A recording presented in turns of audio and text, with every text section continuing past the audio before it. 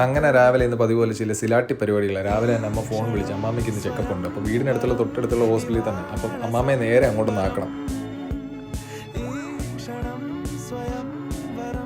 അമ്മ ഇടയ്ക്കിടയ്ക്ക് ക്യാമറ നോക്കുന്നുണ്ട്. ഇടയ്ക്കാണ് കണ്ടത് ക്യാമറ ഓൺ ആണെന്ന്. അതിനുശേഷം അമ്മ ഒരു ഹായ് ഒക്കെ തന്നു. അങ്ങനെ ഫൈനലി നമ്മൾ മെഡിട്രീന ഹോസ്പിറ്റലിൽ എത്തിയിട്ടുണ്ട്. വലിയ ദൂരമൊന്നുമില്ല, ഒരു കിലോമീറ്റർ ഉള്ളൂ. അങ്ങനെ അമ്മാമ്മയെ നമ്മൾ അവിടെ ആക്കിയിട്ടുണ്ട്. അതിനുശേഷം വീട്ടിൽ വന്ന് ഫുഡെല്ലാം കഴിച്ച് റെഡിയായതിനു ശേഷം മോളുമ്മയുടെ കുടുംബ വീട് തൊട്ടടുത്താണ്, ഏകദേശം ഒരു 4 കിലോമീറ്റർ വരും. അപ്പോൾ അവിടുത്തെ തൊട്ടടുത്തുള്ള ഒരു അമ്പലത്തിൽ ഉത്സവം. അപ്പം ഇവരെ എല്ലാവരും കൂടി അങ്ങോട്ടൊന്ന് ആക്കാം. അത്യാവശ്യം ഫേമസ് ആയിട്ടുള്ള ഒരു അമ്പലമാണ്.